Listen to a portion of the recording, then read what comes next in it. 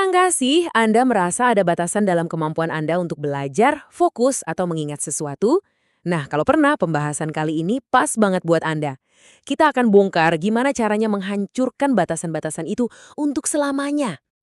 Percaya nggak? Kata-kata ini dulunya adalah bisikan hati seorang Jim Kwek, pria yang sekarang dikenal sebagai pelatih otak kelas dunia. Kata-kata inilah titik awal dari sebuah kisah transformasi yang, wah, luar biasa.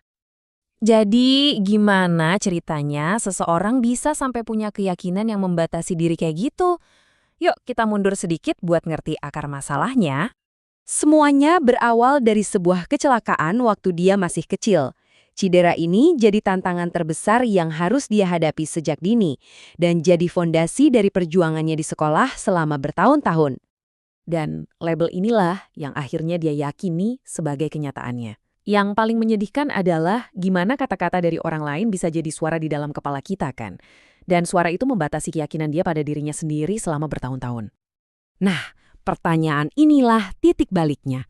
Momen krusial yang memulai petualangannya buat nemuin cara belajar yang lebih baik.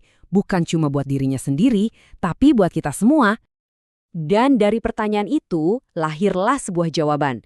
Sebuah kerangka kerja yang sangat kuat. Yuk kita lihat model yang dia ciptakan untuk membuka potensi sejati siapapun. Inilah inti dari metodenya. 3 pilar yang saling terhubung. Pola pikir itu menentukan apa yang kamu yakini mungkin. Motivasi ngasih kamu alasan buat bertindak, dan metode ngasih kamu caranya. Anda butuh ketiganya biar berhasil. Segalanya dimulai dari kunci pertama, pola pikir. Kenapa? Karena kalau Anda nggak percaya sesuatu itu mungkin, Anda bahkan nggak akan pernah mencoba. Ini fondasinya. Kutipan dari bukunya ini dalam banget ya. Ini ngingetin kita kalau batasan kita itu seringkali ciptaan kita sendiri. Intinya, kita sendiri yang jadi penjaga dari penjara yang kita bangun. Coba deh lihat bedanya. Dengan pola pikir tetap, kita kayak terjebak. Tapi dengan pola pikir berkembang, kita percaya kalau kita bisa tumbuh. Nah, ini langkah pertama untuk jadi tanpa batas. Oke, pola pikir udah beres. Sekarang, kita lanjut ke 2 kunci berikutnya. Ibaratnya, ini adalah bahan bakar dan peralatan yang kita butuhkan untuk benar-benar bertindak. Kwek mengubah motivasi dari sesuatu yang abstrak jadi formula yang praktis. Rumusnya, tujuan dikali energi dikali S3. S3 itu singkatan dari Small Simple Steps, atau langkah-langkah kecil yang sederhana. Jadi, kita butuh tujuan yang jelas, energi yang cukup, dan tindakan kecil yang konsisten buat terus maju. Nah, di bagian ini nih, semuanya jadi relevan banget buat kita yang hidup di zaman sekarang. Kwek pakai metafora pahlawan super buat ngejelasin rintangan-rintangan modern yang kita hadapi dalam belajar. Penjahat pertama adalah masalah informasi yang berlebihan. Saking banyaknya data yang masuk, otak kita jadi capek bahkan sebelum kita mulai belajar. Rasanya kayak mau minum dari selang pemadam kebakaran. Penjahat kedua ini tugasnya narik perhatian kita dari hal yang penting.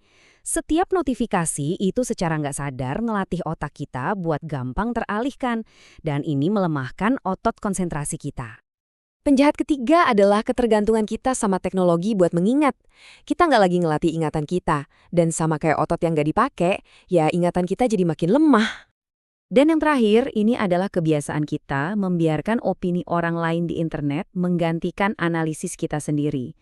Ini bahaya karena bisa melemahkan kemampuan kita buat berpikir secara mandiri. Tapi tenang aja, kita punya senjatanya.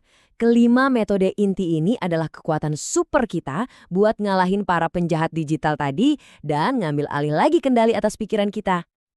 Oke, setelah semua ini, apa sih satu ide besar yang harus kita pegang erat-erat?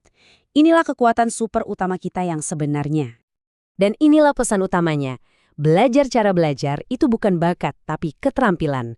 Ini adalah sebuah kekuatan super yang bisa diakses oleh semua orang, termasuk Anda.